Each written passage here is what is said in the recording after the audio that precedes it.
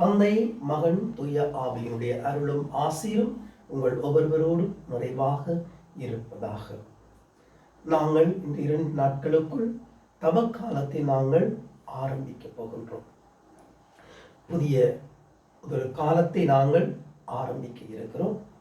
இறைவனோடு மிகவும் நெருக்கமாக வரக்கூடிய ஒரு காலத்துக்குள் நாங்கள் எங்களை நகர்த்தி செல்ல இருக்கின்றோம். ஆகவேதான் அந்த நிலையிலே இன்றைய இந்த நாளிலே ஆண்டவர் எங்களுக்கு எவையை தவிர்த்து வாழ வேண்டும் என்று நற்செய்தியின் மூலமாக எங்களுக்கு சொல்லுகிறார். கொலை செய்யாதே, விபச்சாரம் செய்யாதே, களவு செய்யாதே, பொய்ச்சான்று சொல்லாதே, வஞ்சித்து பறிக்காதே, உன் தாய் தந்தையை மதித்து நட. ஆண்டவர் சொன்ன இந்த வார்த்தைகளை உங்களுடைய மனதுக்குள் போடுவோம், மனதுக்குள் போட்டு சிந்திப்போம். இந்த தவக்காலத்திலே ஆண்டவர் சொல்லுவதை நாங்கள் செய்யாமல் இருப்போம்.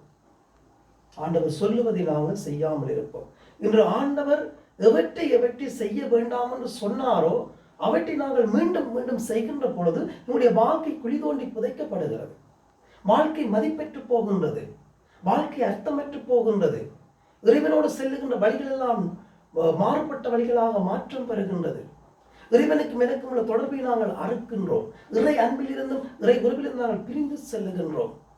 ஆகவேதான் நாங்கள் ஆண்டவர் சொல்லுவதை நம்முடைய மனதுக்குள் போட்டு சிந்தித்து அதன்படி எங்களுடைய வாழ்க்கையை நாங்கள் வாழ முன்வர வேண்டும்.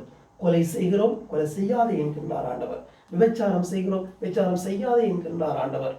களவு செய்கிறோம், களவு செய்யாதீர்கள் என்கின்றார் ஆண்டவர். பொய்ச்சான்று சொல்லுகின்றோம், பொய்ச்சான்று சொல்ல வேண்டாம் என்று சொல்லுகின்றார். வஞ்சித்து பறிக்கிறோம், ஆனால் வஞ்சித்து பறிக்காது என்று ஆண்டவர் சொல்லுகின்றார்.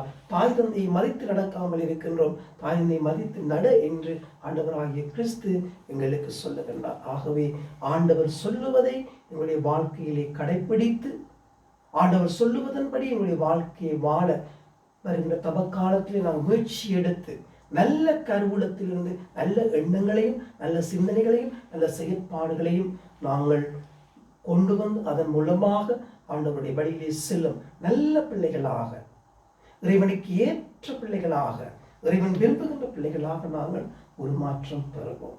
அன்னை மரி மூலமாக என்னுடைய வழியிலே செல்வோம். எல்லாம் வல்ல இறைவன் தந்தை, மகன், தூய ஆவியின் அனைவரையும் விரைவாக ஆசீர்வதிப்பாராக.